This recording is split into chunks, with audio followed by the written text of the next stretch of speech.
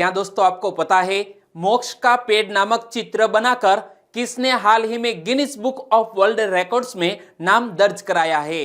प्रति वर्ष national mathematics day कब मनाया जाता है? हाल ही में विश्व का सर्वाधिक लंबा मास्क किसने बनाकर तैयार किया है? ऐसे ही 15 बड़ी खबरों को कवर करते हुए हमने आज का बोले तो 22 दिसंबर का करंट अफेयर का वीडियो तैयार किया है। यह वीडियो लास्ट तक देखे। लास्ट में मैं आपसे एक क्वेश्चन पूछूंगा जिसका आंसर आपको नीचे कमेंट बॉक्स में देना है। और अभी तक आपने हमारी जीके 2020 चैनल को सब्सक्राइब नहीं किया है तो सब्सक्राइब कीजिए, बाजू में जो बेल आइकन है उसे भी प्रेस कर दीजिए, क्योंकि आने वाले हर एक वीडियो की अपडेट आपको मिलती रहे। और क्वालिटी की दृष्टि से सुपर से भी ऊपर यह वीडियो देखिए और लास्ट में आपका एक सजेशन देना मत भूलिएगा। चलिए बिना वक्त गंवाए स्टार्ट करते हैं पहले क्वेश्चन से। हाल ही में सबसे बड़े ग्रह बृहस्पति व शनि एक दूसरे के करीब आए, इस दुर्लभ खगोलीय घटना को क्या कहते हैं? दोस्तों कल ही यह नजारा देखा गया, बृहस्पति व शनि एक दूसरे के करीब आए, इस दुर्लभ खगोलीय घटना को कहा जाता है ग्रेट कंजक्शन। यानी कि इस क्वेश्चन का सही आंसर है ग्रेट कंजक्शन। और गूगल ने इस खगोलीय घटना का डूडल भी बनाया था। गुरु और शनि ग्रह हर 20 साल में एक दूसरे के करीब आते हैं, लेकिन 397 साल बाद ऐसा हुआ जब इन दोनों ग्रहों के बीच की दूरी सिर्फ 0.06 डिग्री रह गई।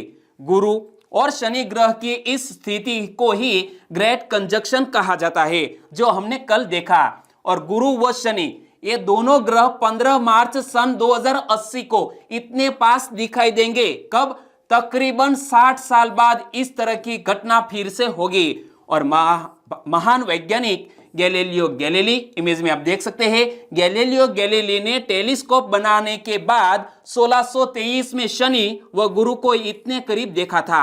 और 22 दिसंबर बोले तो साल का सबसे छोटा दिन होता है। और पिछले साल दोस्तों मैंने इनसे जुड़ा हुआ एक क्वेश्चन भी बताया था, आप इमेज में देखिए। यहां पर लिखा है 21-22 दिसंबर, जिसे हम बोलते हैं विंटर सोल्स्टिस।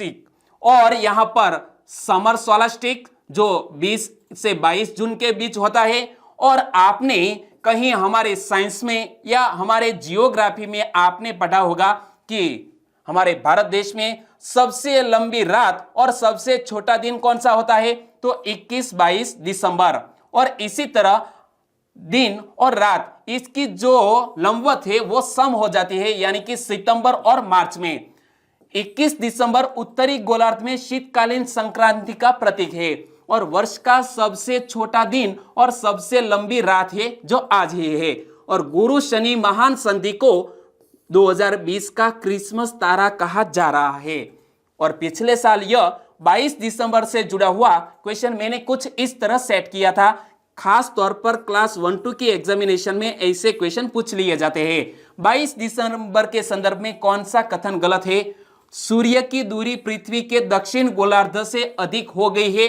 यह 22 दिसंबर में ऐसा नहीं होता है, क्योंकि 22 दिसंबर को सूर्य की दूरी जो दक्षिण गोलार्ध में है वो कम होती है, अधिक नहीं। यानी कि हमारा गलत सेंटेंस है ऑप्शन बी। लेकिन हमें ज्ञान पाने के लिए यह सेंटेंस को भी पढ़ना होगा। उत्तरी गोलार्ध में 22 दिसंबर साल का सबसे छोटा दिन होता है, बिल्कुल सही।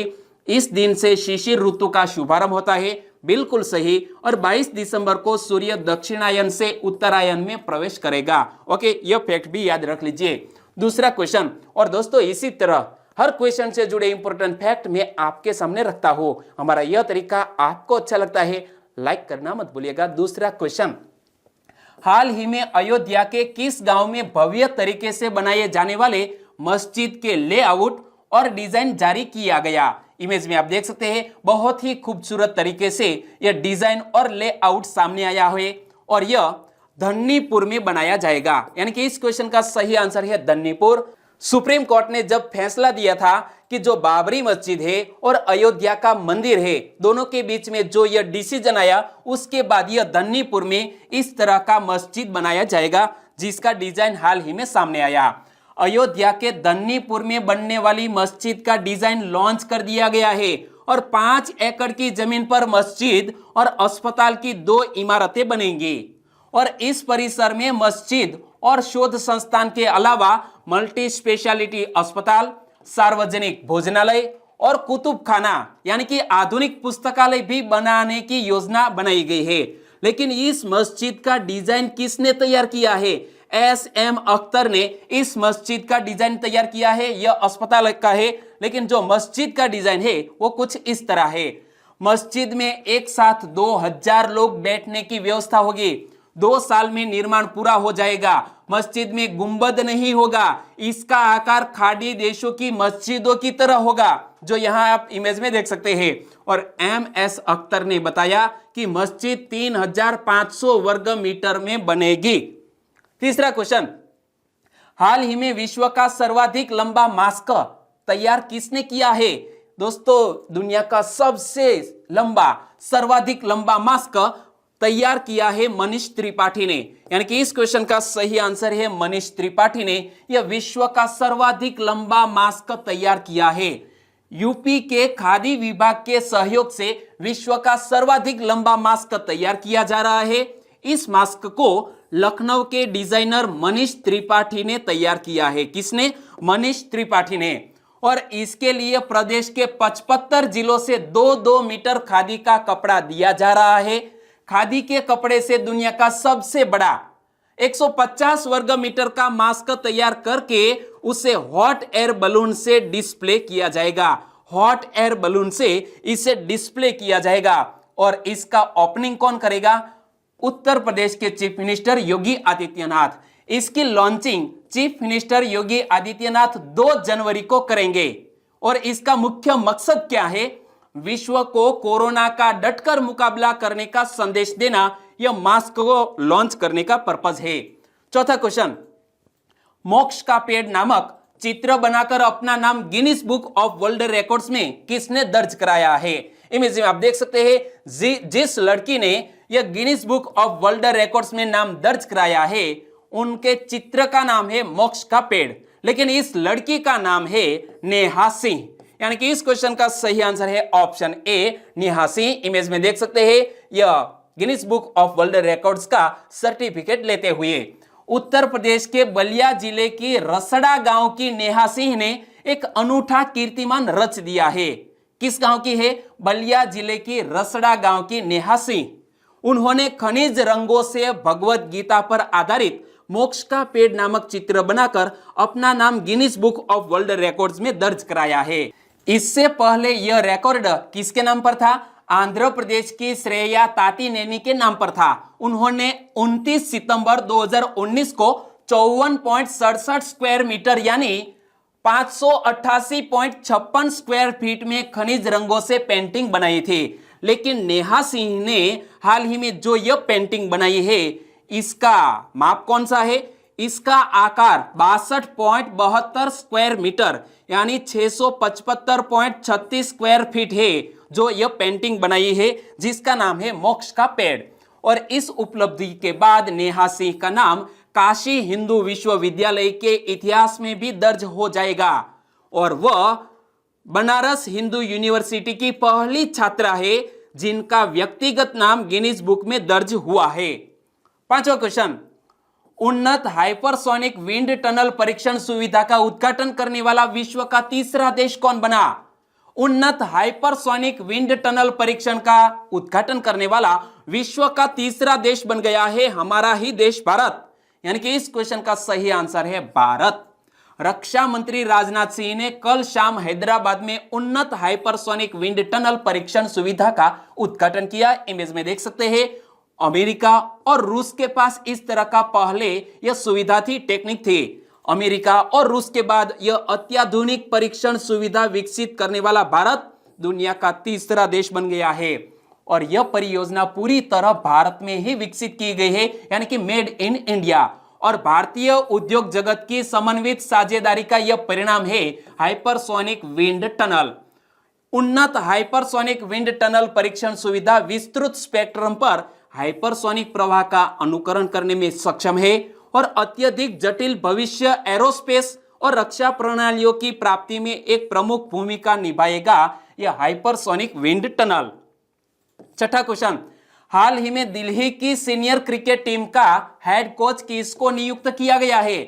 दिल्ली की सीनियर क्रिकेट टीम का हेड कोच नियुक्त किया गया है राजकुमार शर्मा को।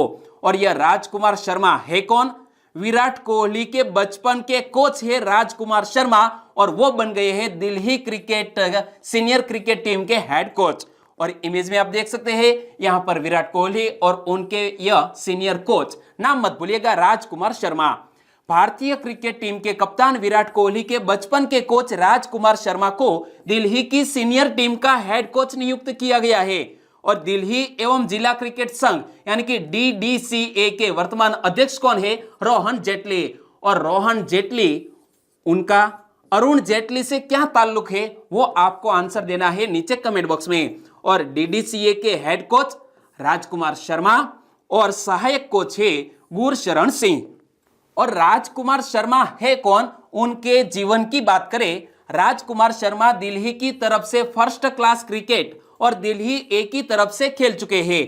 वह दाएं हाथ के बल्लेबाज होने के साथ ऑफ स्पिनर गेंदबाज रहे। उन्होंने कप्तान विराट की इंटरनेशनल स्तर पर सफलता के लिए साल 2016 में द्रोणाचार्य पुरस्कार से भी सम्मानित किया गया था राजकुमार शर्मा को। 7वां क्वेश्चन, प्रत्येक वर्ष राष्ट्रीय गणित दिवस कब मनाया जाता है? प्रत्येक वर्ष नेशनल मैथमेटिक्स डे मनाया जाता है 22 दिसंबर को। और 22 दिसंबर आज ही है, यानी कि इस क्वेश्चन का सही आंसर है 22 दिसंबर बोले तो नेशनल मैथमेटिक्स डे। और किसकी याद में मनाया जाता है? तो यहां इमेज में देख सकते हैं श्रीनिवास रामानुजन। और उनके सम्मान में हमारे पोस्टल डिपार्टमेंट ने एक 5 रुपये का डाक टिकट भी जारी किया था। भारत के तत्कालीन प्रधानमंत्री डॉक्टर मनमोहन सिंह ने 22 दिसंबर 2012 को चेन्नई में महान गणितज्ञ श्रीनिवास अयंगर रामानुजन की 125वीं वर्षगांठ के मौके पर आयोजित एक कार्यक्रम में श्रीनिवास रामानुजन को श्रद्धांजलि देते हुए 2012 को राष्ट्रीय गणित वर्ष के एवं रामानुजन के जन्मदिवस को यानी कि 22 दिसंबर को राष्ट्रीय गणित दिवस घोषित किया था। तो यह 2 फैक्ट आपको याद रखने हैं, 22 दिसंबर राष्ट्रीय गणित दिवस और 2012 का जो वर्ष है वो है राष्ट्रीय गणित वर्ष। और यहां जब हम मैथमेटिक्स की बात करते हैं तो मैथमेटिक्स से जुड़ा हुआ एक प्राचीन ग्रंथ है जिसका नाम है लीलावती गणित। तो उनके बारे में भी मैं आज आपको बताने जा रहा हूं। भास्कराचार्य द्वारा रचित लीलावती एक सुव्यवस्थित गणित का एक प्राचीनतम ग्रंथ है। और पाटी गणित के अंश का नाम ही भास्कराचार्य ने अपनी कन्या को अमर कर देने के लिए लीलावती रखा है। और लीलावती गणित यानी कि लीलावती जो है भास्कराचार्य की एक बेटी लीलावती गणित विद्या की आचार्य थी। 8वां क्वेश्चन, इजरायल में कोरोना वायरस का टीका लगवाने वाले पहले व्यक्ति कौन है? इजरायल में कोविड-19 का टीका लगवाने वाले पहले व्यक्ति बन गए हैं इजरायल के प्रधानमंत्री बेंजामिन नेतन्याहू। यानी कि इस क्वेश्चन का सही आंसर है बेंजामिन नेतन्याहू। इमेज में देख सकते हैं इजरायल के प्रधानमंत्री बेंजामिन नेतन्याहू ने शनिवार देर रात को कोरोना वायरस संक्रमण से बचाव का टीका लगवाया। वैक्सीनेशन के प्रति जागरूक करने के लिए बेंजामिन नेतन्याहू और स्वास्थ्य मंत्री यूली एडलस्टीन ने कोरोना की वैक्सीन लगवाई है और इजरायल के देश के लोगों को एक शुभ संदेश भी दिया। इजरायल ने कहा है कि उसने देश के 90 लाख लोगों के लिए फाइजर और मोडर्ना के टीके की पर्याप्त खुराक प्राप्त कर ली है। और इजरायल ने फाइजर की 80 लाख और मोडर्ना की 60 लाख खुराक खरीदने के लिए करार किया था। और सभी देशवासियों को इस तरह का टीका लगाया जाएगा इजरायल देश में। 9वां क्वेश्चन, कोलन विश्व कप में निम्न में से किस मुक्केबाज ने गोल्ड मेडल जीता? कोलन विश्व कप हाल ही में संपन्न हुआ और इसमें भारतीय मुक्केबाज अमित पंघाल, मनीषा मौन और सिमरनजीत कौर तीनों ने हमारे भारत देश के लिए गोल्ड जीता। यानी कि इस क्वेश्चन का सही आंसर है 1, 2 और 3। जी हां, कोलन विश्व कप में हमारे भारत के यह मुक्केबाज की टीम में से 3 व्यक्ति ने गोल्ड जीता। जर्मनी के कोलोन में आयोजित कोलोन विश्व कप में भारतीय मुक्केबाजों ने शानदार प्रदर्शन करते हुए 9 पदक अपने नाम किए, जिसमें 3 गोल्ड, 2 सिल्वर और 4 ब्रॉन्ज मेडल शामिल है। भारत की तरफ से 5 महिला और 8 पुरुष भारतीय मुक्केबाजों ने इटली में मजबूत तैयारी के बाद कोलोन बॉक्सिंग विश्व कप में भाग लिया था और यहां गोल्ड मेडल और सिल्वर और ब्रॉन्ज मेडल जीतकर हमारे देश का गौरव बढ़ाया। 10वां क्वेश्चन, भारत का 8वां हाइड्रोकार्बन उत्पादक बेसिन कहां खोला गया? 8वां हाइड्रोकार्बन उत्पादक बेसिन खोला गया है पश्चिम बंगाल में, यानी कि इस क्वेश्चन का सही आंसर है पश्चिम बंगाल। और पश्चिम बंगाल में कहां पर? अशोकनगर में यह खोला गया है। 20 दिसंबर 2020 को सार्वजनिक क्षेत्र की इकाई तेल और प्राकृतिक गैस निगम यानी कि oil and natural gas commission ने भारत का 8वां हाइड्रोकार्बन उत्पादक बेसिन खोला। कहां पर खोला? पश्चिम बंगाल के अशोकनगर में खोला गया है। और ONGC देश की सबसे बड़ी तेल और गैस उत्पादक कंपनी है। इसका देश के हाइड्रोकार्बन उत्पादन में 72% हिस्सेदारी है ONGC की।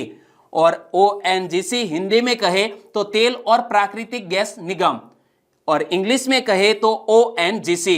ONGC का पूरा नाम भी आपको याद रखना होगा। ONGC की स्थापना 14 अगस्त 1956 को हुई। ONGC का मुख्यालय दिल्ली में स्थित है और वर्तमान में ONGC के अध्यक्ष एवं मैनेजिंग डायरेक्टर कौन है? शशि शंकर। इमेज में आप देख सकते हैं। 11वां क्वेश्चन, निम्न में से किस देश के प्रधानमंत्री ने संसद भंग करने की सिफारिश की है? हमारा ही पड़ोसी देश नेपाल देश के प्रधानमंत्री ने संसद भंग करने की सिफारिश की है नेपाल के राष्ट्रपति को, यानी कि इस क्वेश्चन का सही आंसर है नेपाल देश। और नेपाल देश की वर्तमान राष्ट्रपति कौन है? विद्या देवी भंडारी। और नेपाल के वर्तमान प्रधानमंत्री जिन्होंने यह संसद भंग करने की सिफारिश दी उनका नाम है KP शर्मा ओली। नेपाल की राजनीति में बड़ा संकट खड़ा हो गया है। नेपाल की राष्ट्रपति विद्या देवी भंडारी ने प्रधानमंत्री KP शर्मा ओली की सिफारिश पर संसद को भंग कर दिया और अप्रैल मई में मध्यावधि आम चुनाव की घोषणा कर दी है। और नेपाल 2008 में धर्मनिरपेक्ष राष्ट्र बना। इससे पहले 2006 में जन आंदोलन हुआ था और राजाशाही को खत्म कर दिया गया था यहां पर नेपाल में। और यहां मैप में देखिए तो यह है नेपाल। और नेपाल हमारे भारत देश के किन किन राज्यों से सटा हुआ है वो आज आपको मैप में देखना है और आंसर देना है नीचे कमेंट बॉक्स में। 12वां क्वेश्चन, किसी एक क्लब की तरफ से सर्वाधिक गोल करने के पहले के रिकॉर्ड की बराबरी किसने की है? किसी एक क्लब की ओर से सर्वाधिक गोल करने के पहले के रिकॉर्ड की बराबरी कर ली है लियोनेल मेसी ने, यानी कि इस क्वेश्चन का सही आंसर है लियोनेल मेसी, एक जाने माने फुटबॉलर। और हाल ही में सुर्खियों में रहे थे यह रॉबर्ट लेवेंडोव्स्की। तो यह सुर्खियों में क्यों रहे थे वो मैं आगे आपको बताने वाला हूं, लेकिन आपको याद है तो नीचे कमेंट बॉक्स में लिखिए और बाद में आप करेक्शन कर लीजिएगा। लियोनेल मेसी ने 2004 से लेकर अब तक बार्सिलोना की तरफ से 643 गोल दागे हैं और इसी तरह से उन्होंने पहले के 1957 से 1974 तक सांतोस की तरफ से किए गए सर्वाधिक गोल के रिकॉर्ड की बराबरी कर ली है। लियोनेल मेसी ने पहले के रिकॉर्ड की बराबरी कर ली है। और लियोनेल मेसी बार्सिलोना और स्पेनिश लीग में सर्वाधिक गोल करने वाले खिलाड़ी भी है। उनके करियर की कुछ आगे बात करें, जनवरी 2018 में मेसी यूरोप की शीर्ष लीग में 366 गोल करके गर्ड मुलेर के बुंदेसलीगा में किए गए 365 गोल के रिकॉर्ड को भी तोड़ दिया था लियोनेल मेसी ने। और लियोनेल मेसी ने इससे पहले 2012 में 86 गोल करके मुलेर के एक साल में सर्वाधिक गोल करने के रिकॉर्ड को भी तोड़ दिया था। यहां आप देख सकते हैं मुलेर को। और बेयर्न म्यूनिख की बात करें, मैंने पिछले यह ऑप्शन में पूछा था कि यह रॉबर्ट लेवेंडोव्स्की क्यों सुर्खियों में रहे, तो ये जान लीजिए। बेयर्न म्यूनिख के स्ट्राइकर रॉबर्ट लेवेंडोव्स्की ने पिछले साल के विजेता लियोनेल मेसी और क्रिस्टियानो रोनाल्डो को हराकर बेस्ट फीफा मेंस प्लेयर 2020 का खिताब जीता है। लेकिन विमेंस का खिताब किसने जीता वो भी हमें पता होना चाहिए। Manchester city full-back Lucy bronze ने बेस्ट विमेन्स प्लेयर का पुरस्कार जीता और जिसके साथ ही वो पुरस्कार जीतने वाली पहली महिला इंग्लिश खिलाड़ी भी बन गई है। इमेज में आप देख सकते हैं, नाम मत भूलिएगा, लूसी ब्रॉन्ज। 13वां क्वेश्चन, भारत अंतरराष्ट्रीय विज्ञान महोत्सव 2020 का विषय क्या रखा गया है? हाल ही में आज से ही शुरू हो चुका है। भारत अंतर्राष्ट्रीय विज्ञान महोत्सव, और आज से शुरू होने वाले इस महोत्सव 2020 की थीम रखी गई है आत्मनिर्भर भारत और वैश्विक कल्याण के लिए विज्ञान। यानी कि इस क्वेश्चन का सही आंसर है ऑप्शन सी। और इंडिया इंटरनेशनल साइंस फेस्टिवल की बात करें तो भारत अंतर्राष्ट्रीय विज्ञान महोत्सव 2020 का आयोजन आज यानी कि 22 दिसंबर से वीडियो कॉन्फ्रेंसिंग के माध्यम से होगा, और यह वर्चुअल प्लेटफॉर्म पर आयोजित होने वाला सबसे बड़ा विज्ञान महोत्सव है, यानी कि सबसे बड़ा साइंस फेस्टिवल। और जब बात करते हैं आज के यह साइंस की, तो भारत अंतर्राष्ट्रीय विज्ञान महोत्सव 2020 का विषय आत्मनिर्भर भारत और वैश्विक कल्याण के लिए विज्ञान रखा गया है। और यह महोत्सव विश्व प्रसिद्ध भारतीय गणितज्ञ, जो मैंने इनसे पहले क्वेश्चन में बताया, श्रीनिवास रामानुजन के जन्मदिन पर शुरू होकर पूर्व प्रधानमंत्री अटल बिहारी वाजपेयी जी के जन्मदिवस यानी कि 25 दिसंबर को समाप्त होगा यह इंडिया इंटरनेशनल साइंस फेस्टिवल। 14वां क्वेश्चन, हाल ही में क्रिसमस बबल कार्यक्रम को रद्द करने की घोषणा किसने की है? क्रिसमस बबल नामक कार्यक्रम को रद्द करने की घोषणा हाल ही में कर दी है ब्रिटेन के प्रधानमंत्री बोरिस जॉनसन ने। यानी कि इस क्वेश्चन का सही आंसर है बोरिस जॉनसन। स्कॉट मॉरिसन बोले तो ऑस्ट्रेलिया के प्रधानमंत्री, डोनाल्ड ट्रंप बोले तो अमेरिका के वर्तमान प्रधानमंत्री है, लेकिन आगे जाकर कौन चार्ज लेगा वो आपको पता है। तो ब्रिटेन में कोरोना वायरस के नए प्रकार की पहचान होने के बीच प्रधानमंत्री बोरिस जॉनसन ने शनिवार को 5 दिवसीय प्रस्तावित क्रिसमस बबल कार्यक्रम को रद्द करने की घोषणा की है। क्रिसमस बबल कार्यक्रम को रद्द कर दिया गया, और बोरिस जॉनसन और हमारे देश के प्रधानमंत्री हाल ही में सुर्खियों में क्यों आए वो भी हमें याद कर लेना चाहिए। तो ब्रिटेन के प्रधानमंत्री बोरिस जॉनसन ने प्रधानमंत्री नरेंद्र मोदी को ब्रिटेन द्वारा मेजबानी की जाने वाली G7 समिट 2021 में शामिल होने के लिए आमंत्रित किया है। तो दूसरी तरफ ब्रिटेन के प्रधानमंत्री बोरिस जॉनसन ने जनवरी में भारत के गणतंत्र दिवस समारोह में शामिल होने के लिए बहुत ही विनम्रता से भारत का निमंत्रण भी स्वीकार कर लिया है। 15वां question, anthropological survey of India के अनुसार किस द्वीप का शोषण अंडमान में आदिवासियों का सफाया कर देगा? दोस्तों, सेंटिनल द्वीप का शोषण अंडमान में आदिवासियों का सफाया कर देगा। यानी कि इस क्वेश्चन का सही आंसर है सेंटिनल द्वीप, और इसका अनुमान लगाया है एंथ्रोपोलॉजिकल सर्वे ऑफ इंडिया ने। और रॉस द्वीप, नील द्वीप और हेवलॉक द्वीप, इन तीनों का नाम बदलकर क्या कर दिया गया है वो भी मैं आज आपको आगे बताने वाला हूं, लेकिन आपको याद है तो नीचे कमेंट बॉक्स में लिखिए। और एंथ्रोपोलॉजिकल सर्वे ऑफ इंडिया ने हाल ही में कहा है कि वाणिज्यिक उद्देश्यों के लिए अंडमान के नॉर्थ सेंटिनल द्वीप, जो इमेज में देख सकते हैं, नॉर्थ सेंटिनल द्वीप के शोषण से इस द्वीप पर रहने वाले आदिवासी समूह का सफाया हो सकता है। और साल 2004 की बात करें, साल 2004 में आई सुनामी के वक्त सरकार ने इंडियन कोस्ट गार्ड के हेलीकॉप्टर सेंटिनल द्वीप पर भेजे थे ताकि सेंटिनल आदिवासियों की सहायता की जा सके। लेकिन सेंटिनल के इस आदिवासियों ने क्या किया? आदिवासियों ने मदद लेने की बजाय हेलीकॉप्टर पर ही तीर चलाने शुरू कर दिए थे। और आगे मैं बताऊं तो एक अमेरिकी टूरिस्ट जॉन एलन चाओ, उसका तीरों के जरिए इसे मौत की सजा दी गई थी। अंडमान निकोबार द्वीप समूह इस वक्त सुर्खियों में है क्योंकि यहां के प्रतिबंधित जंगलों में पहुंचे एक अमेरिकी टूरिस्ट जॉन एलन चाओ की वहां के आदिवासियों ने तीर मारकर हत्या कर दी थी। 2011 के सेंसस की बात करें तो यह सेंटिनल द्वीप पर 2011 के सेंसस के मुताबिक इस द्वीप पर सिर्फ 10 घर है और यहाँ सिर्फ 15 लोग रहते हैं, जिसमें से 12 पुरुष और 3 महिलाएं हैं। ये 2011 की बात है, लेकिन 2020 में यह आबादी बढ़ी और प्रधानमंत्री ने 3 जो यहाँ आइसलैंड है, यहाँ के जो द्वीप है, इसका नाम बदलकर क्या किया, उनकी घोषणा की थी प्रधानमंत्री नरेंद्र भाई मोदी जी ने। उन्होंने अंडमान और निकोबार के 3 द्वीपों के नाम बदलने की घोषणा की। नेताजी सुभाष चंद्र बोस द्वारा यहाँ तिरंगा फहराने की 75वीं वर्षगांठ पर यह घोषणा की गई थी। तो रोस द्वीप इमेज में देख सकते हैं, यह है रोस द्वीप। रोस द्वीप का नाम बदलकर नेताजी सुभाष चंद्र बोस द्वीप रखा गया।